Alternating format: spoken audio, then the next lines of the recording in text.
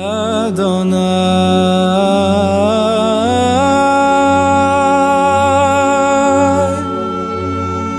שמעתי שמך יראתי, אדוני,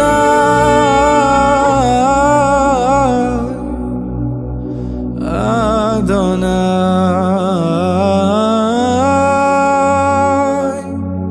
שמעתי ונרגזתי יום בו תפקדני, זחלתי וחלתי יום בו תדינני, הושפלתי ונבהלתי פן באפך תמיתני, כי גדול יום אדוני.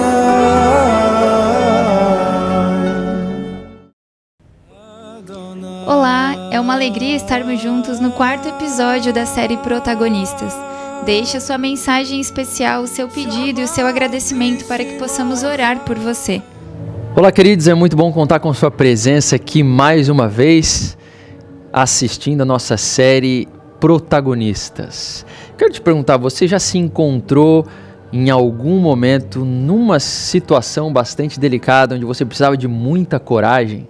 Ou precisou de coragem para escolher um caminho que era bastante desafiador, sem saber o que viria depois, consciente de que enfrentaria alguns riscos? Se você já enfrentou isso, você se identificará com a nossa personagem de hoje, que é esta bela jovem aqui, a Rainha Esther. Se você ainda não leu essa história, eu convido você a ler. Você provavelmente já conhece, né? A história de Esther se encontra num livro com o nome dela na Bíblia. É um livro curtinho, de apenas 10 capítulos, que eu recomendo que você leia agora. Dá um pause no vídeo, vai lá ler o livro rapidinho, em meia hora, 40 minutos talvez você consiga ler, e daí você volta aqui para ouvir a mensagem juntos, tá certo? Então, 3, 2, 1, beleza, agora que você voltou, eu quero resumidamente passar por essa história e contar para vocês o que me impressionou, o que eu aprendi para talvez abençoar a sua vida também, tá certo? Então, rapidinho, o que acontece?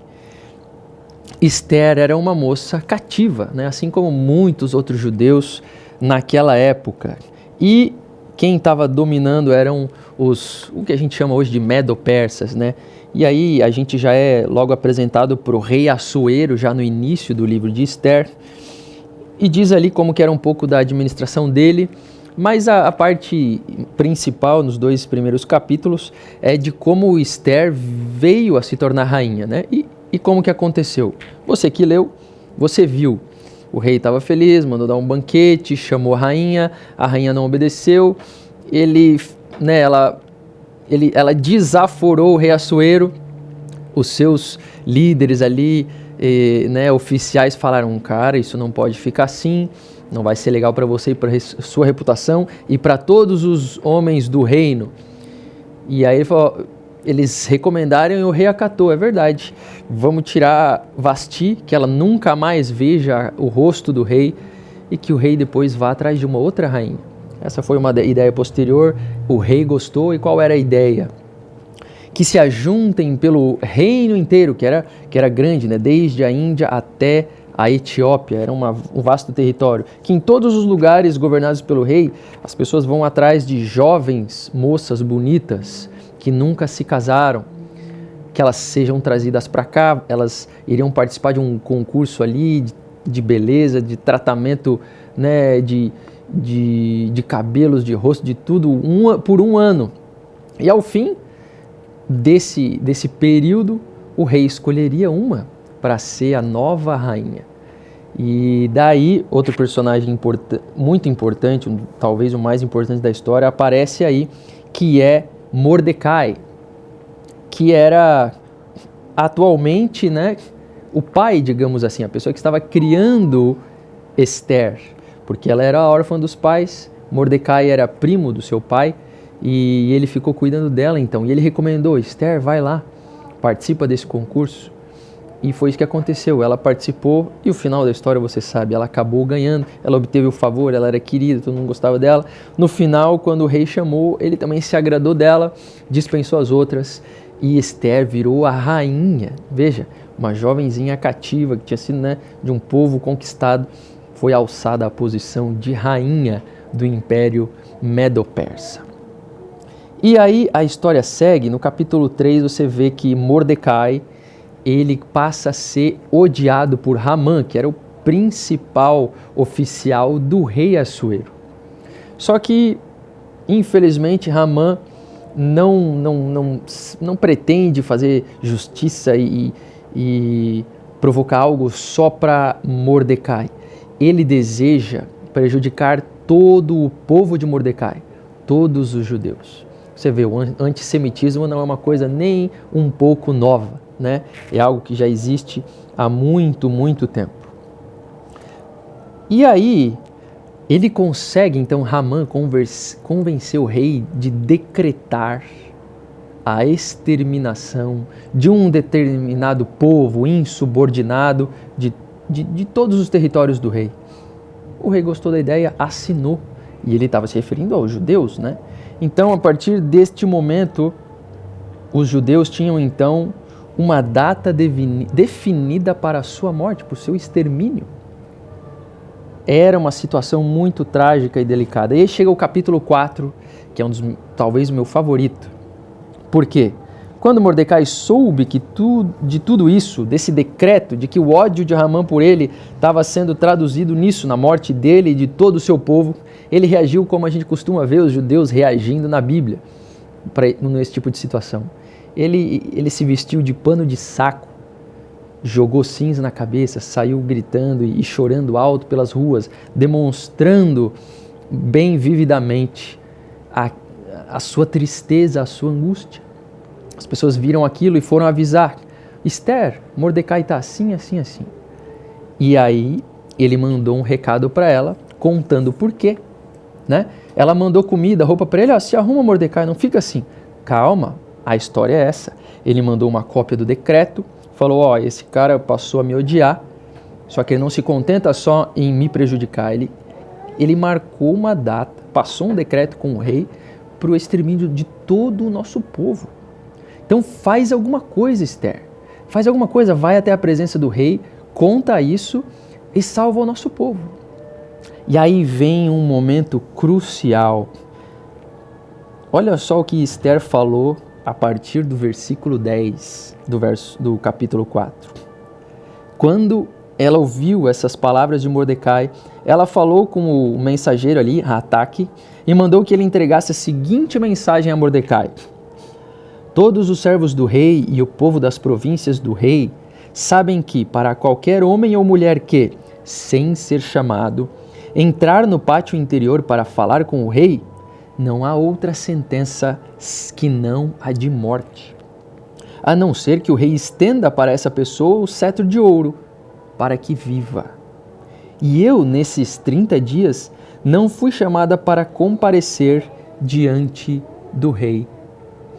Veja só, Esther ficou sabendo da situação complicadíssima, sem saída. Ela é chamada a tomar uma providência. Você é a rainha, por favor, vai lá e fala como o rei. A resposta dela foi essa que nós lemos. Quem chega sem ser chamado na presença do rei é morto. A não ser que dê alguma coisa no rei, ele dê o sinal, o cetro de ouro.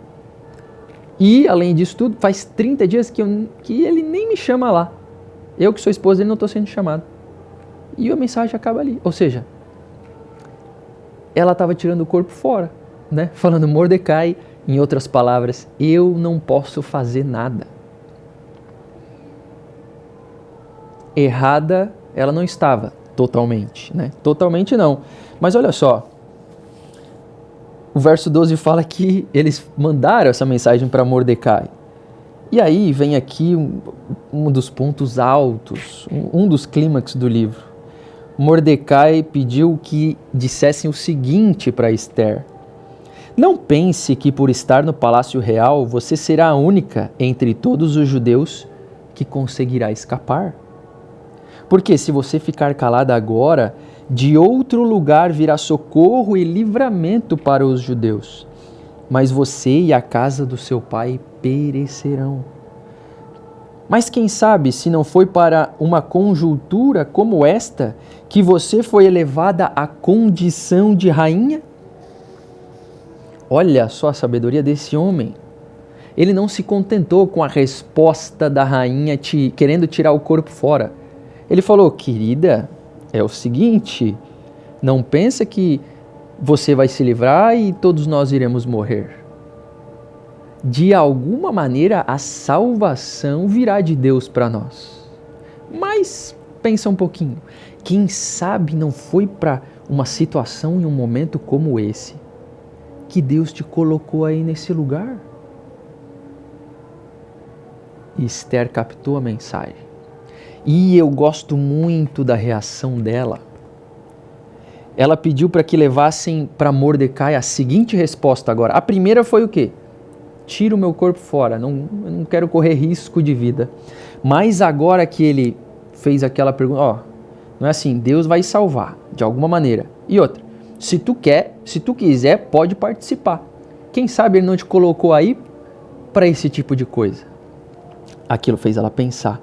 E ela falou: vai e reúna todos os judeus que estiverem em Suzã e jejuem por mim. Não comam nem bebam nada durante 3 dias, nem de noite nem de dia. Eu e as minhas servas também jejuaremos. Até as servas, que não eram nem judias, né? Depois irei falar com o rei, ainda que seja contra a lei. Se eu tiver de morrer, morrerei. Olha isso, cara. Essa passagem é fantástica. Olha só o que a gente acaba de testemunhar. No mesmo dia, uma mudança drástica no pensamento e na atitude da rainha Esther. A princípio, ela estava sendo uma pessoa normal, querendo tirar o corpo fora de uma situação muito complicada e que nem lhe dizia total respeito, né?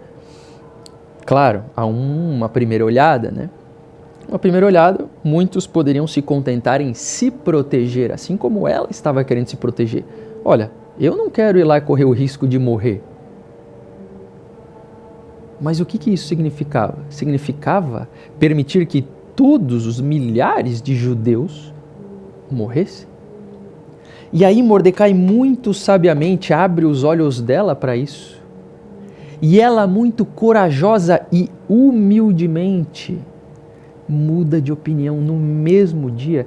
Isso é excelente. Só isso aqui já é um grande exemplo para mim e para você. Quantas vezes a gente se prende à nossa própria opinião? Quantas vezes a gente pensa apenas na própria proteção? Seja da vida, sim, talvez ninguém que correu o risco de vida sim, mas a gente quer proteger os nossos bens, a minha conta bancária, a própria reputação, várias coisas. Em momentos que talvez a gente poderia ou, quiçá, deveria se preocupar com um bem maior, com mais pessoas envolvidas na história.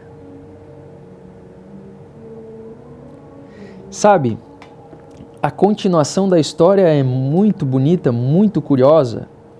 Mordecai foi lá e fez tudo o que Esther havia ordenado.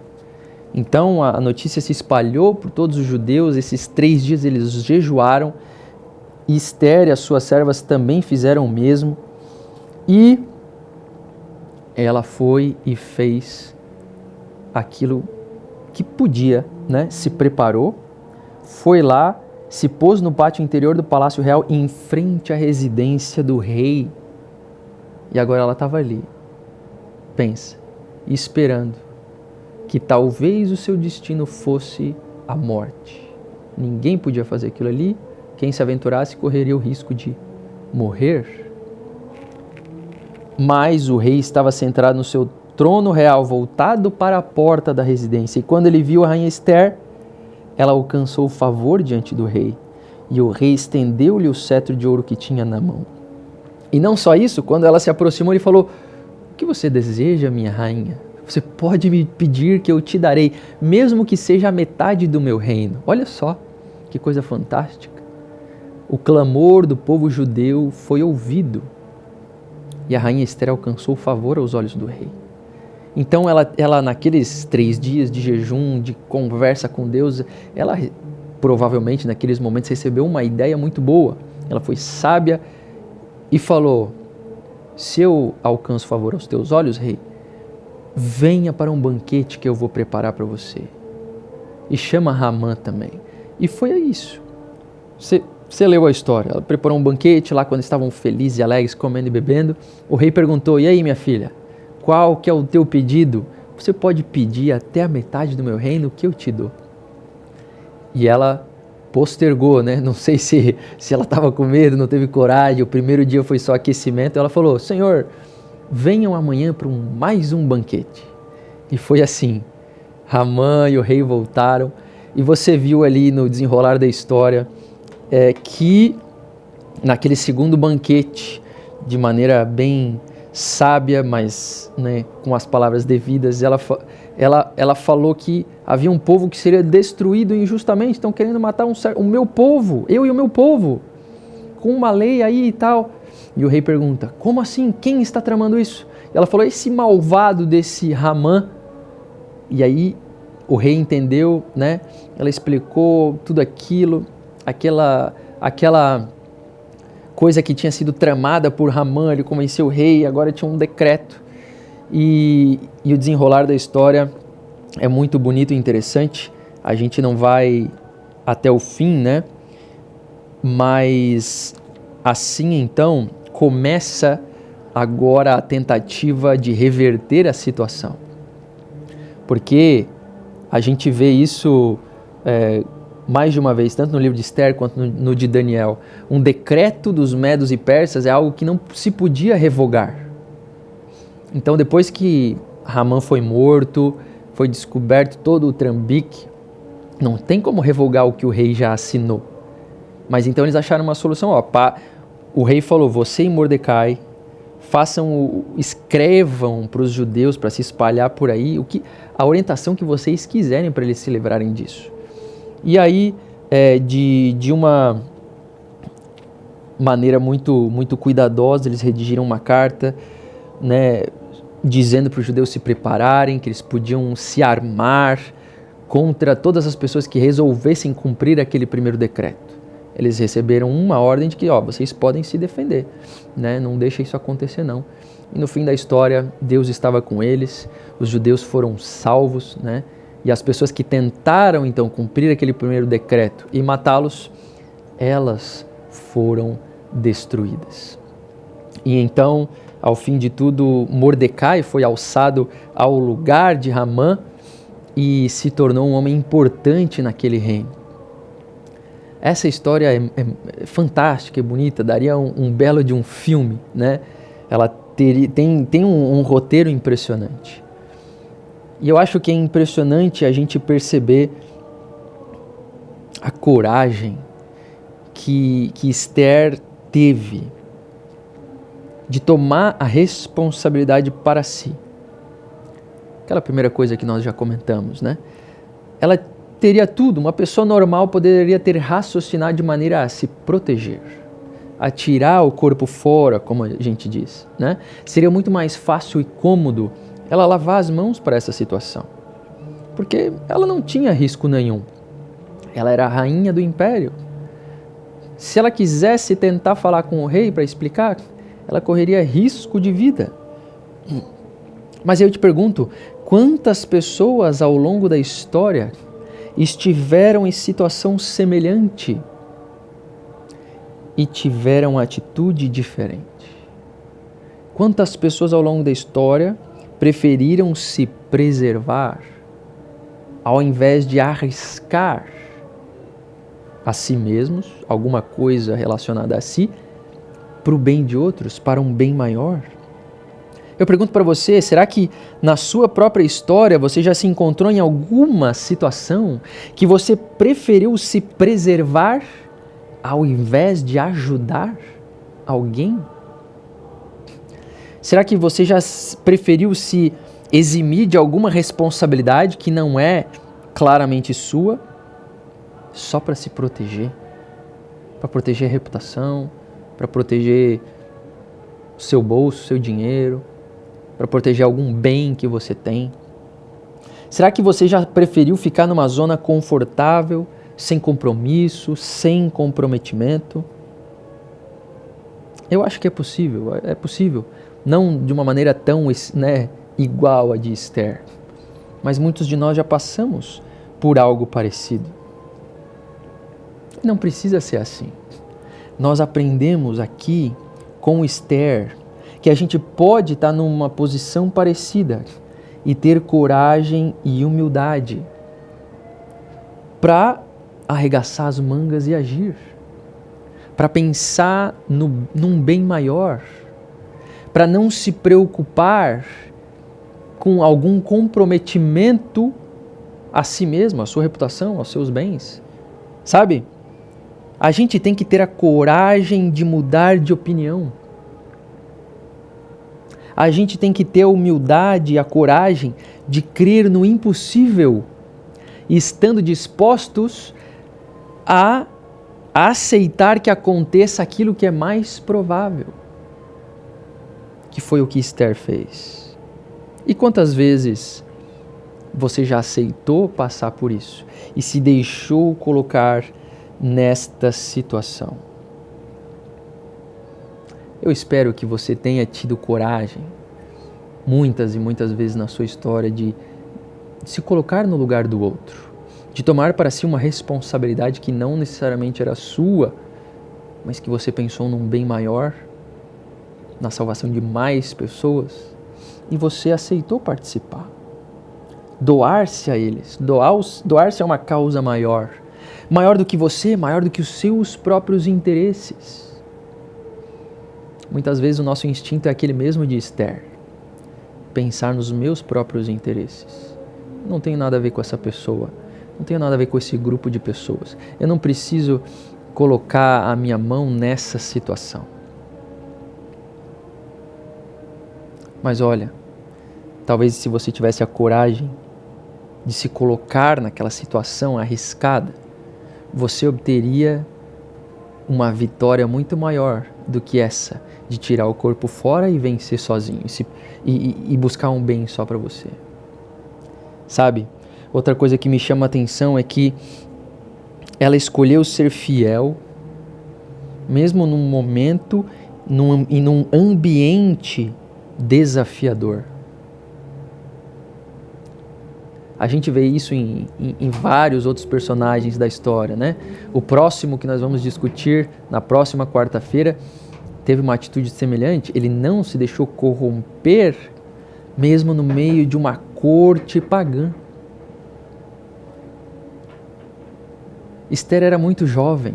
Esther estava ali lidando com todo tipo de tentações, todo tipo de opções, de entretenimento, de relacionamento, de crescimento. Mas ela não estava permitindo com que aquilo a afetasse, a corrompesse. E ela permitiu então que aquele chacoalhão do seu pai adotivo calasse fundo no seu coração. Às vezes a gente vai crescendo, vai envelhecendo, amadurecendo, vai chegando em posições ou alegadas ou acreditadas posições e situações na vida que a gente não muito facilmente acolhe uma crítica, uma sugestão ou um chacoalhão. Mas se eu e você nos consideramos cristãos, a gente não pode ser assim. A gente não pode ser assim. Quem de nós não erra? Quem de nós é perfeito? Quem nunca de nós foi ou continuará sendo digno de orientação ou talvez repreensão? Nenhum de nós. Se uma rainha teve a coragem e a humildade de aceitar, por que não eu e você também? Não interessa a tua posição, não interessa a tua idade. Sabe, é muito fácil a gente achar desculpa para desabonar a pessoa que está me corrigindo ou que seja sugerindo alguma coisa. É muito fácil a gente desabonar o seu discurso, sabe, e achar desculpas para continuar na nossa posição, com o nosso plano. Nós não precisamos ser assim. Muitas e muitas vezes, o mais sábio seria mudar de rota. E sabe, a gente não precisa, muitas vezes a gente não vai nem precisar de um processo para isso. Por isso que eu ressaltei antes que no mesmo dia Esther mudou da água para o vinho. Existem coisas que você está tão agarrado há muito tempo e você acha que está num processo, às vezes, de transformação, porque tu está agarrado. Tu não tem coragem nem humildade de largar. Tem coisa que era para ser assim, ó, um clique e mudar e pronto. Assim como Esther mudou. Ela ficou esperando um processo, de convencimento. Será que eu devo? Não. Quando ela percebeu, opa, o negócio é sério, mais sério do que eu estava querendo ver. Ela deve ter se envergonhado de no mesmo dia ter querido pular fora, certo? Mas essa vergonha não pode ser maior do que a humildade de fazer a coisa certa. Ser fiel muitas vezes vai exigir isso. Vai exigir intencionalmente você se colocar numa posição complicada e desafiadora. E não só isso, de ser humilde a ponto de aceitar mudar de opinião. Eu lembrei de um desses momentos, eu gosto desses momentos que eu chamo de clique, de mudança de opinião ou de atitude assim rápidas. Eu quero dar um exemplo, né?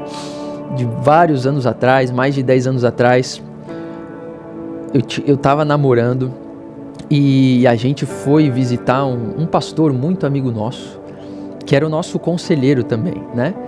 E assim, a gente tinha uma relação legal e bem-humorada. Tanto eu como ela eram meio palhacinhos, sabe?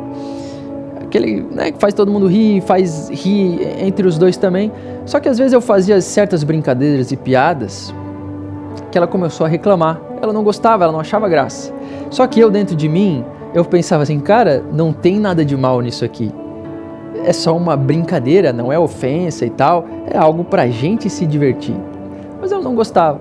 E sabe como é que é quando a gente faz com um amigo, né? Quando ele mais reclama, mais a gente continua fazendo. E eu, infelizmente, continuei fazendo isso com a minha namorada. E aí, nesse dia lá, nesse pastor, ela reclamou disso pra ele. Ele tá fazendo isso, sei lá.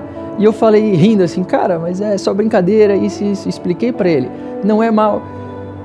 Porque eu tava certo, na minha opinião. Não tô querendo o mal, não, é só pra a gente rir. Sabe o que esse pastor me falou? Ele falou assim, mas ela não gosta. Quando ele falou essa frase, foi um clique na minha cabeça. De um burro, né? Porque, cara, olha só até onde vai o nosso orgulho e egoísmo. Em relações interpessoais, a gente, muitas vezes, não é sobre mim, é sobre o outro. Eu não gosto muito dessa frase, né? Do jeito que ela é usada hoje, mas é verdade, é sobre o outro. Se eu tivesse preocupado só na minha alegria, eu ia continuar fazendo, como eu continuei por meses, né? Mas aquilo, mas ela não gosta. Puf, pronto, eu parei. Outra mais fiz aquele tipo de brincadeira que eu achava que era brincadeira. Por mais que fosse bem intencionado. Se a outra parte não estava gostando, pronto, eu parei. Conseguiu entender? Como talvez de diversas maneiras, talvez você também tenha se posicionado dessa maneira, seja nas relações conjugais, relação com outras pessoas, com o chefe, com o amigo, com o inimigo, sei lá. Às vezes a gente está preso, pode até ser na boa intenção, mas tem uma certa pessoa que já nos disse há muito tempo, cara, a gente tem que se preocupar mais com o outro do que conosco mesmos. Não é sobre você. Em relações interpessoais, sempre pense mais no outro do que em você. E foi isso que Esther fez. E a decisão dela teve um impacto gigantesco. Você lê o resto da história, você vê que o festival, né, a celebração de Purim, nasceu daquilo ali e ela salvou um povo inteiro. Eu estou falando para pessoas hoje que talvez com esse aprendizado aqui, muitas vezes, digamos assim, tangencial da história de Esther, pode causar uma revolução na tua vida, no teu emprego, nos teus estudos, nas tuas relações.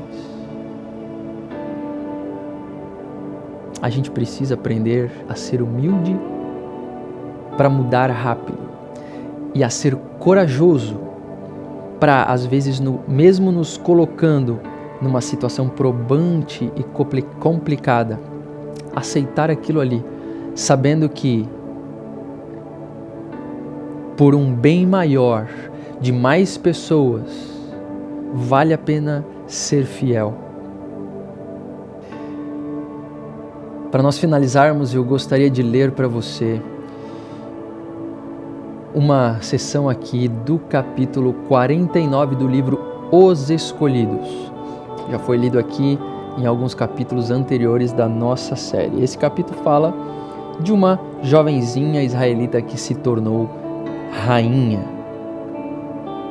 As experiências que o povo de Deus enfrentou nos dias de Esther não foram exclusivas daquela época.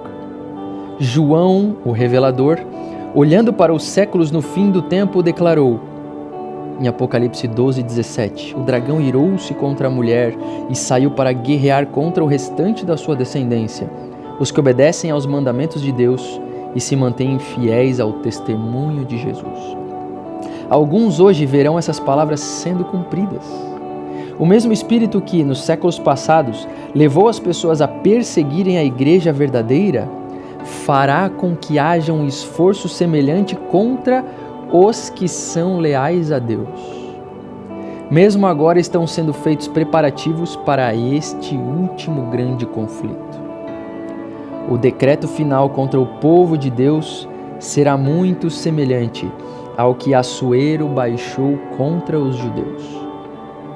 A reverência do povo de Deus por sua lei é uma constante repreensão aos que desprezam o temor do Senhor. Não levará muito tempo para que talvez eu e você experimentemos coisas parecidas com o que Esther e os judeus enfrentaram lá no passado e o povo de Deus já enfrentou por séculos e séculos.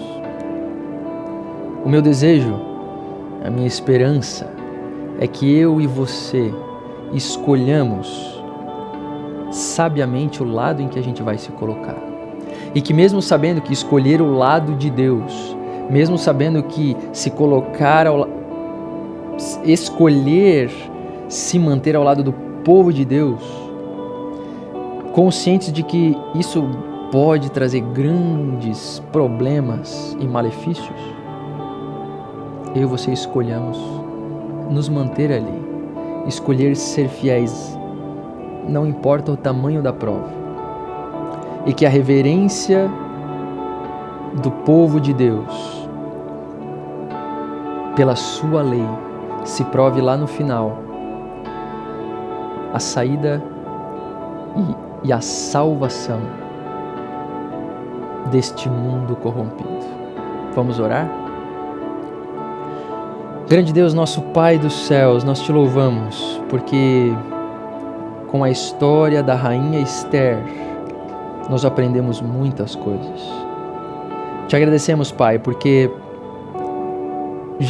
muitos de nós talvez já experimentaram se manter fiéis a Ti, mesmo que isso significasse algum problema ou provação. Sabe, nem sempre é fácil escolher assim, Pai. Quantas vezes nós já escolhemos tirar o nosso corpo fora, não nos comprometer, escolher um caminho mais fácil, mesmo quando ele foi o caminho da infidelidade. Nos perdoa por isso, Pai. Nós queremos hoje te pedir aqui coragem.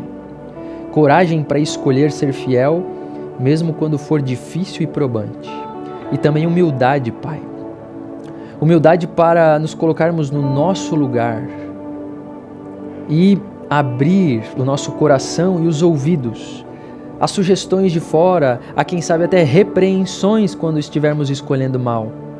Não interessa, não importa a nossa idade, a nossa posição, dá-nos humildade, Pai, para ter esses momentos de aceitar um clique e do dia para a noite mudarmos o nosso trajeto em 180 graus.